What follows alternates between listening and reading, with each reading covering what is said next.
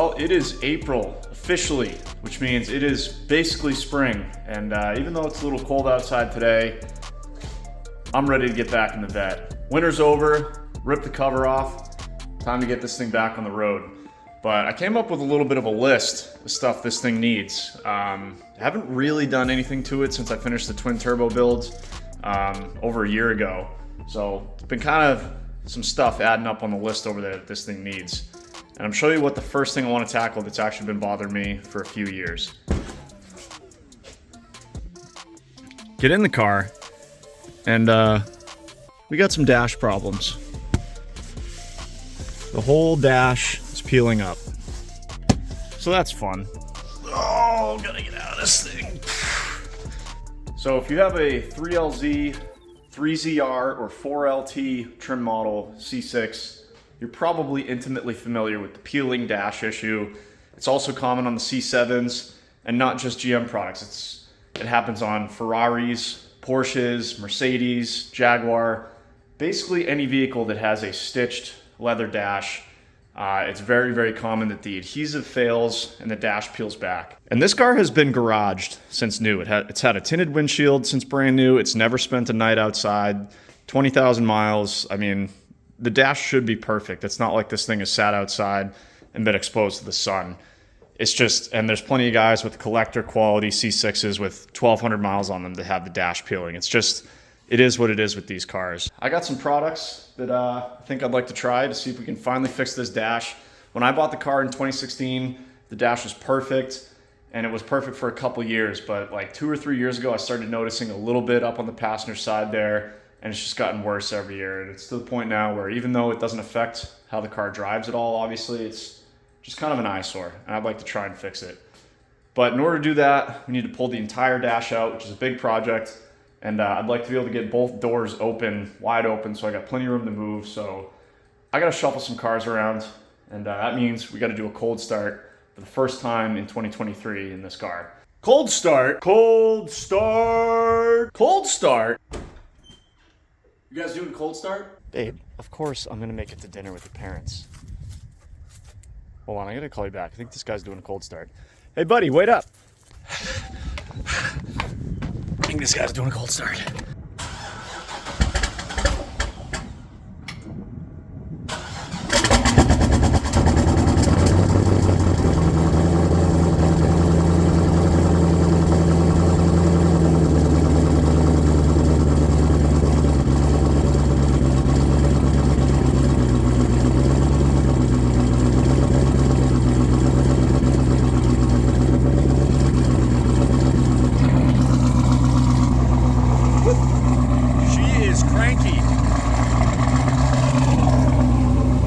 She was firing on all 8 there for a minute.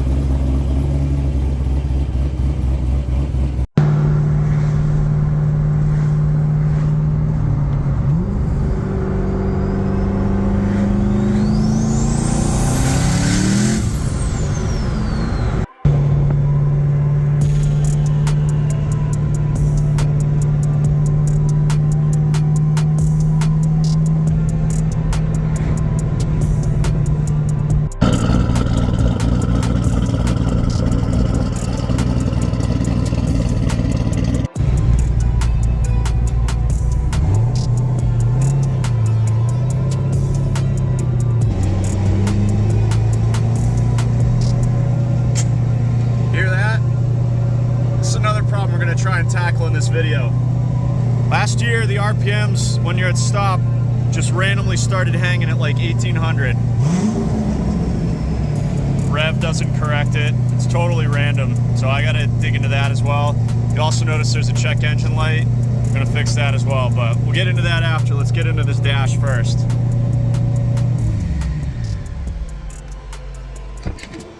Well, she's out of hibernation. Just got back from a quick cruise. Let those Garrett turbos sing a little bit. And this thing's running great. Like I said, a couple issues, check engine light and a high idle we're gonna get into later in the video, but for now I'd like to start with the dash. Get another look at it here. Just peeling up everywhere by the defroster vent, really bad over there. So this thing's gotta come out, I think. We gotta take the glove box down, the center console out. Got the car kind of crooked in the center two bays here, so we can get both doors wide open. Good access to everything we're gonna need to have access to. Steering wheel's probably gonna have to come off. As usual, I got a ton to do on multiple different cars, so let's not waste any time. Let's get this dash out, and then I'll show you what I think I'm gonna use to repair it, and we'll see how it goes.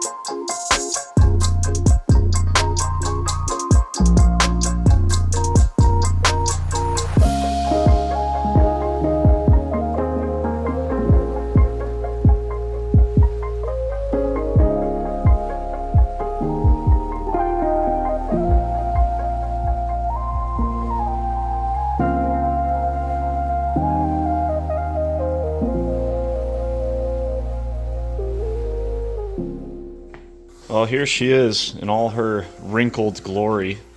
So got the dash out. It's the next day here, but total time probably about 2 hours, not too bad. The worst part is, you know, every GM connector was different, just trying to figure out how to unplug them, but we got it done, and here's what we're dealing with. So I had actually reached out to an upholstery shop earlier this spring and asked, you know, sent him a picture and said, hey, if I get this dash and bring it to you, can you fix it for me? Because that's what I would have preferred to do. And he basically said, the dash cover needs to be remade because it's shrunk back too much. And he's probably right. And then he also said that, you know, he can't make me a new dash cover because he's not taking on any more work right now. So that's fine too. So that left me with the option that we're currently doing, which is to try and fix it ourselves. So like I said, you can see that not only has the dash like delaminated, I haven't touched this yet. This is exactly how it came out of the car. So obviously it's delaminated, but you can see it's pulled back from the edge. You can see it a little bit up here too, and at the heads-up display right here. So it's basically shrinking. So there's a chance that this is not going to go so well, but I'm willing to give it a shot. Like I said, you know, in the car it didn't look so bad. I guess it looked a little worse on the passenger side, but you know, from the driver's side, this is basically what I saw. It wasn't too bad. And I figure even if I can just get this thing to lay more flat, that would be good enough for me. But I'm going to do a little research after I'm done talking to you guys here to see if I can, you know, maybe get this to relax a little bit, stretch it back, and then we can glue it back on. Here's what we're working with for materials. So back in the day, GM used like a really cheap glue. And not only that, but they used very little of it. Like, I really don't see a whole lot of evidence of glue here. You know, maybe a little bit right there, but certainly not enough. And clearly did not hold up. So here's what we're using. This is what everyone online recommended. A gallon is way too much, but it's what was available. There, you can get a little aerosol spray can of it, but the reviews on that were so-so at best, whereas, you know, all the reviews for this stuff said that it'll hold your marriage together, and that's good enough for me. Also, it's got 17 different warnings about how it'll burn your house down and give you lung cancer and all this other stuff, so you know it's good stuff.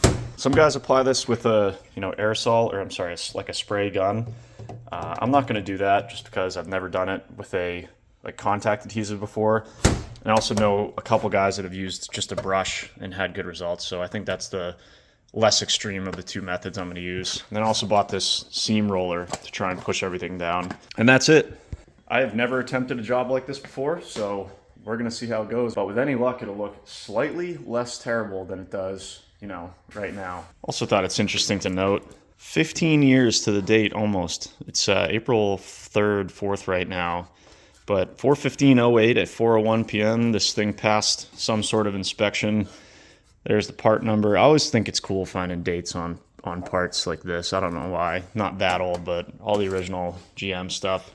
From when this thing was thrown in the car in Bowling Green, Kentucky, back in April of 2008, apparently. So anyways, I'm going to do a little research, see if I can't maybe figure out a way to get this to relax a little bit, smooth it out.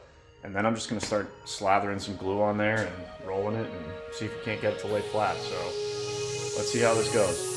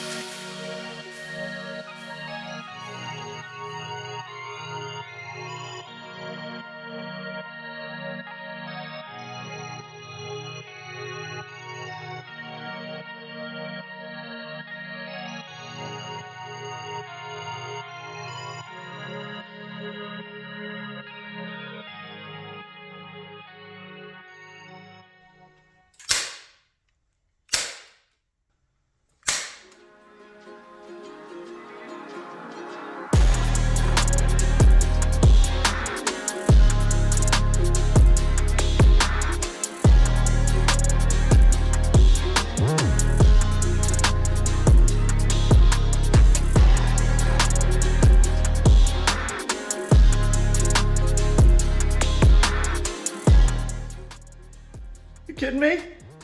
This upholstery guy didn't know what he was talking about. I'm the upholstery guy now. Look at this. This thing came out absolutely perfect. I mean, I said earlier in the video, I was like, you know, I have no idea how this is gonna go. This could go pretty poorly. Could have, you know, epoxy or glue everywhere, and, you know, this thing will still be wrinkled. But I mean, Look at this.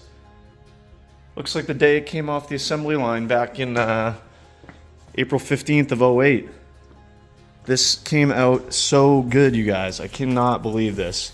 Super psyched with this. Tried to film as much of it as I could, but you kind of had to work fast. And I had to go in small areas. I started over here, kind of rolled it down, then kind of moved into this area, and went down to here about, then had to rip it up and start over because there was a little bubble right there. Redid all this and kind of came down here. Had to really pull this over this way, and then got it to all lay down flat. Put a ton of glue on the edge here. That's all down nice and solid. Even added a bunch of staples where GM didn't. So this should help to hold this all in. This is hidden by the heads-up display cover, and this by the defroster dash. Same thing on the edges. You won't see any of this, and it should be much more solid. So my process was basically this. I used the combination of the heat gun and my steamer to attempt to relax the leather a little bit. I think it helped a little bit, nothing dramatic, but I do think it helped. Then I'd basically brush on the adhesive on both the leather side and the dash side, let it cure up or tack up for like 2 minutes, and then I'd roll it on in the center, moving out towards the edges in each area here. But yeah, I cannot believe how good this came out. If you had told me, when I started this, that it was going to go this well, I would have told you you're crazy. But especially after, the local upholstery guy who's been doing this for 30 years and does some really high-end stuff told me that I needed a new leather skin. I guess we'll see how it holds up over the next year or two, but considering the time that I have involved, a couple hours so far, and maybe 1/64th of my gallon of glue, I'll take this. So yeah, dash is looking awesome. Let's reverse the process. Get this thing back in the car, get all of this stuff hooked back up, and get my interior complete again.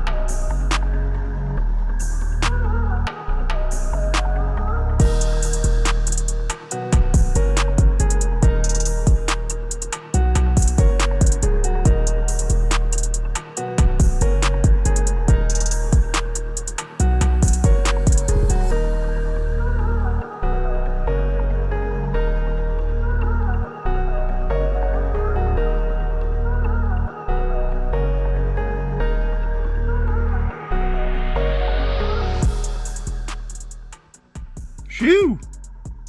All back together. Got everything completely back together in here. Big project, but actually wasn't too bad. While I was here, couldn't put it all back together dirty, so had to give the interior a complete vacuum, detail, leather condition the seats. Looks brand new in here. So we're gonna move on to the next thing that I wanted to do to this car to get ready for spring and the season, and that is that check engine light, which probably not, or may or may not be, but probably is not related to that high idle, but we'll see.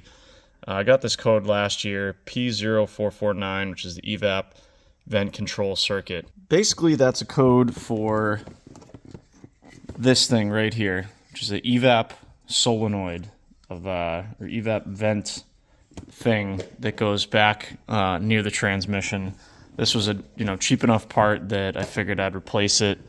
I think this other code, which I haven't seen before, is probably related to me disconnecting the battery to do this dash swap. So want to do that, and then also you'll notice this Bosch sensor here. This is a wideband O2 sensor, and that's because for the third time since I've finished this build, this gauge has gone dead. So the guy the seller that I bought these from has hooked me up with the second one and now a third one. So we see if this one lasts more than a week like the second one did. First one was good for like almost a year or over a year. The second one lasted a week, and then this third one I got in the fall, and just about the same time as this, and just haven't thrown them in yet. But I got the Camaro over on the lift, and I'm honestly too lazy to move cars right now, so I think I'm just going to do the old-fashioned way, get this thing up on jack stands and see if I can't replace that solenoid or vent or whatever, the sensor, clear the codes, and then I think it's raining right now, but we'll see if we can't drive this thing a little later, see if that check engine light comes back, and then see what we got to do about this high idle.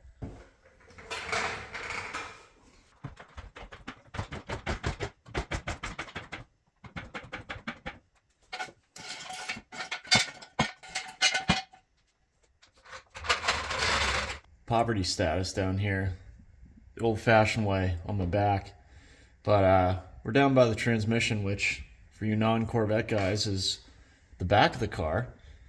So here's our TR6060 passenger side, and right there, right here, well, where's my hand? There it is. Right here, this is what we're looking to get out. So I'm not going to get any good footage, so I'm just going to swap it, and I'll be with you guys in a second. It's been about an hour, and we still don't have the evap solenoid done. Thanks, GM. So, of course, struggled to get this thing up in there. Got my hand all cut up, and finally got the tube hooked up, got it mounted on the bracket, went to plug it in, and GM stiffed me on the connectors. So, did a little research, and apparently you need an adapter harness on some of the older GMs for this, and they don't make the right connector for the old ones. You literally have to use this adapter harness. It's like $10, but of course I don't have it right now. So anyways, just struggled for 30 minutes or so replacing the wideband again. Not that interesting to film, kind of just cramming your hands up in there, zip tying wires, getting the connection made. Here's the old one, just took it out. I think this is sensor number 2 or 3, honestly don't even remember, but it's kind of a pain. I ran the wires up behind the master cylinder over there and then up under the dash into the vent over there. So it's really, really painful to plug this thing in. So I hope this thing lasts more than like 500 miles, which is what this one here lasted. So see ya. But yeah, ordered that harness, should be here in a day or so. Get that thing in, hopefully get this thing on the ground and see what else we got to do. But I'm looking forward to driving this thing some more. Spring is here, so see you guys in a couple days. All right, spring finally here. It's beautiful out today. Short sleeves, and more good news, got the harness I need. So here it is. I think it was $6 or $7 on eBay to convert the plug to the right style. So let's get back under there, suffer through that again, and get this thing back on the ground and maybe take it for a drive. All right, got the solenoid replaced, got the car on and horsepower tuners hooked up. So let's clear that code. It's still there. Clear it. Read again. No codes. All right. All right, so let's get this thing down on the ground, take it for a drive. We'll see if the code comes back. And also looks like my wideband is working again. It's pegged on lean, obviously, because the car's off, whereas before it had that sensor error. So it looks like we're good to go there too.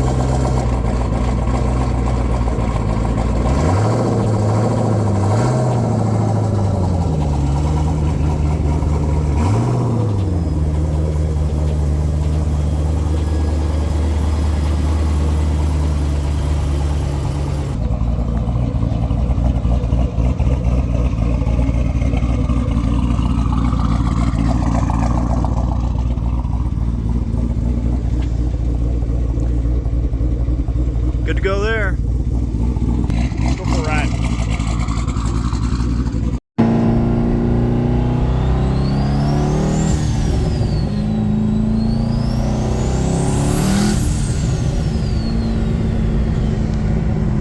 All right, guys, just out driving around right now. Now, if you remember, coming to a stop is when this thing would hold the idle before, so let's see what it does here. Get to a stop, that's a good sign. Keep driving, see if it does it anymore.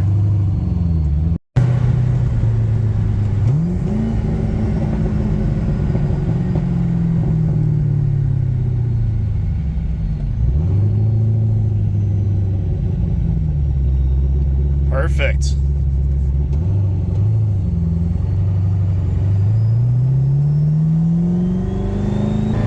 Man, it's good to be back. Woo!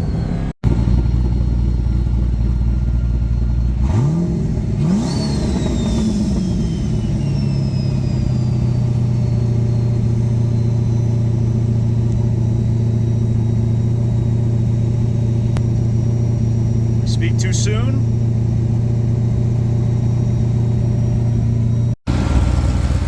Well, I think I figured it out. I was just poking around here, squeezing vacuum lines to see if I could find one that changed the idle. Squeeze this one right here, which is big. This is a big port on the intake manifold. Looky here. Big old vacuum leak. Wonder how long that's been like that. And that is for our fuel pressure regulator. Very important.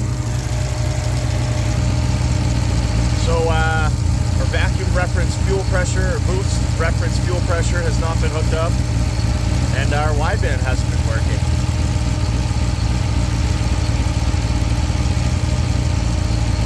Well, good thing we found it.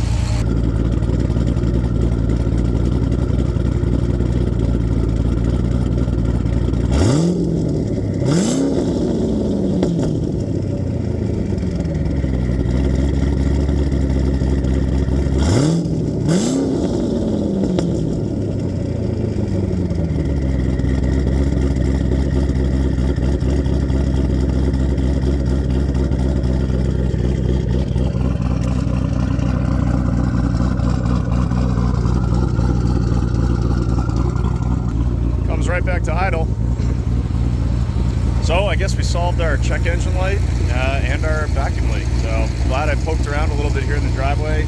Glad I revved it before I put it away and told you guys that it was fixed when it really wasn't. So now it's fixed.